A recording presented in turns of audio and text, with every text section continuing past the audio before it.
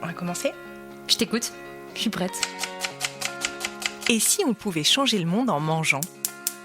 Dans ce podcast, je vous emmène à la rencontre de celles et ceux qui façonnent l'alimentation de demain.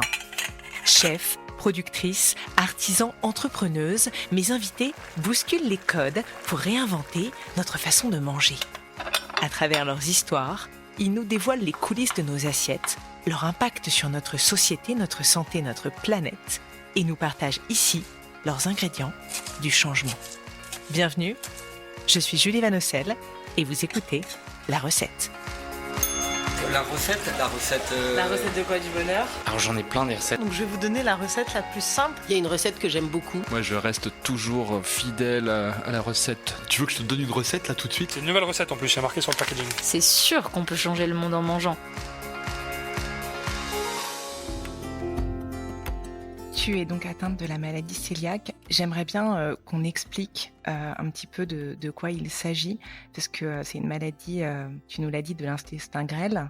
Est-ce que tu peux nous en dire plus et nous expliquer peut-être ce qu'est le gluten et la différence avec une intolérance ?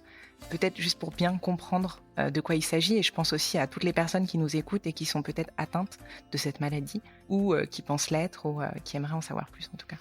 Je vais peut-être commencer par le gluten. Le gluten, c'est la fraction protéique qu'on trouve dans le blé, le seigle, l'orge, l'avoine, le kamut, les blés anciens, l'épeautre aussi. Vous savez, quand vous mangez un épi de blé et que ça se transforme en chewing-gum comme ça dans la bouche, on faisait ça quand on était petit, moi je l'ai même fait. Et en fait, c'est ça le gluten. Donc, pour les personnes cœliaques, j'ai du mal à dire toujours maladie, moi, parce que je pense que c'est un état d'être et c'est un déséquilibre.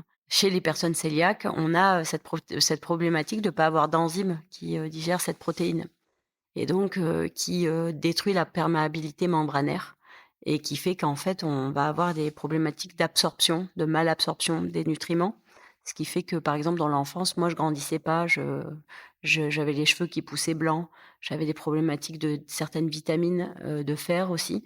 Donc, nous, les personnes cœliaques, on représente 1% de la population aujourd'hui. On peut vivre avec complètement et être heureux complètement. C'est juste qu'en fait, dans un monde comme la France, pour le coup, il y a peu de connaissances et peu d'alternatives jusqu'à maintenant parce que l'histoire de la gastronomie française fait qu'on utilise beaucoup effectivement de farine de blé, de lait aussi. Moi, je suis intolérante au lactose aussi. Et du coup, les bases techniques montrent toujours cette utilisation. Donc, quand on utilise autre chose, on a l'impression de substituer et de faire des recettes qui sont pas satisfaisantes et qui ressemblent pas à ce qu'on serait capable de faire. Alors que dans le monde entier, il y a l'utilisation de différentes choses, de farine de riz, de sarrasin, de sorgho, de fonio, de plein de choses de manioc au Brésil, plein de choses qui donnent envie en fait simplement de cuisiner et d'être cuisinier en fait.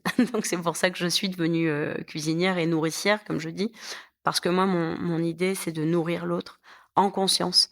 De nourrir, ça veut dire de penser de manière holistique au mouvement, c'est-à-dire de la terre jusqu'à l'assiette, de considérer la différence, de considérer la particularité, de ne pas voir ça comme un problème.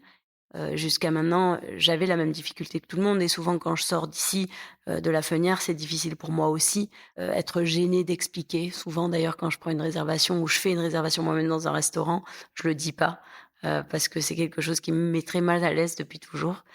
Donc les gens qui sont avec moi le font parce que je comprends le regard qu'on peut avoir sur nous, parce que justement, il y a des personnes qui ont ce qu'on appelle des intolérances ou plutôt des hypersensibilités. Donc l'hypersensibilité au gluten existe de plus en plus parce que les blés et tout ça ont été modifiés. Et donc aujourd'hui, quand on arrive dans un restaurant et qu'on connaît pas la différence, ben finalement, moi je dis toujours, c'est à nous de faire attention. C'est à nous de choisir l'endroit où on va. C'est à nous de proposer au chef de savoir faire attention finalement, puisque pour l'instant c'est pas encore acquis. Donc, au lieu de créer des problématiques, moi j'essaye toujours de soit anticiper, écrire un petit message, soit de rien demander parce que je suis trop gênée. Et sinon, bah, quand je voyage en Italie ou dans d'autres pays, c'est très bien accueilli. Même dans le fin fond de la Sicile, dans une petite maison d'hôtes, j'ai eu un repas extraordinaire avec une dame qui me faisait des pâtes et des lasagnes comme ça. Elle était tellement fière et contente de le faire, mais pour eux, c'est une normalité. Et comment ça s'explique ça, selon toi? C'est culturel? Parce qu'on est, dans le pays, du pain, par exemple, qui est un peu l'emblème, justement, aujourd'hui, le pain en France, Ah bah, radicalement oui, de toute façon de cuisiner, sans gluten, déjà dire sans gluten, c'est insupportable. C'est pour ça qu'au début, moi, de mon projet, j'appelais ça, With Love Allergen Free. C'était mon association avec Amour sans allergènes et ensuite j'ai créé, cette notion de cuisine libre qui m'a permise de créer mes premiers livres de cuisine, dans ma cuisine. Je veux dire mes livrets de recettes où, je commençais à me libérer des dictats, libérée, du cadre, imposé.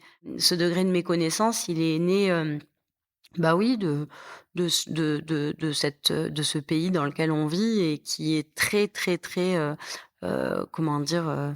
Fermé et stigmatisant sur le sujet. Faut pas se cacher, en fait, c'est une vérité. Quand j'ai commencé à former il y a 10 ans, parce que maintenant ça fait 10 ans que j'ai lancé ce projet de vie, j'allais former des chefs ou j'allais former des gens, bah, je crois qu'on me riait au nez, quoi, hein. Et moi, j'avais besoin de former parce que je disais, «Il faut quand même que je vois, quel est le degré de connaissance et de compréhension et puis surtout, il y a pas de mal à pas savoir, mais il y a pas de mal à faire du bien surtout». Puis moi, j'ai commencé à dire que dans mon monde au goût meilleur, finalement, c'était un peu quand on cuisine des nouilles, des soba au Japon et qu'on mange des tagliatelles en Italie. Il y a pas une pâte qui n'est pas la bonne pâte. Il y a 2 environnements, 2 cultures, 2 civilisations. Tout ça est différent et en fait, c'était ça que j'avais envie de montrer, c'est qu'ici, il y a pas de pain, parce que c'est un pain au sarrasin. Il y a un pain au sarrasin parce que le pain, c'est l'aliment de toutes les civilisations et que tout le monde peut, au Japon, ça peut être du riz, et cetera. Donc, en Afrique, c'est une galette de fonio. Par exemple, je fais de la tempura à la farine de riz de Camargue, donc c'est pas parce que je fais la tempura assemblée, c'est juste que je travaille sur mon riz, que j'écrase dans mon moulin et que j'ai envie d'avoir un certain croustillant, et cetera. Donc je pense que c'est comme ça, moi, que j'avais envie que les gens le voient et d'ailleurs, je parle toujours de cuisine et jamais d'exclusion, ni de stigmatisation, ni d'étiquette. C'est rares sont les personnes ici qui parlent de sans gluten dans mon établissement.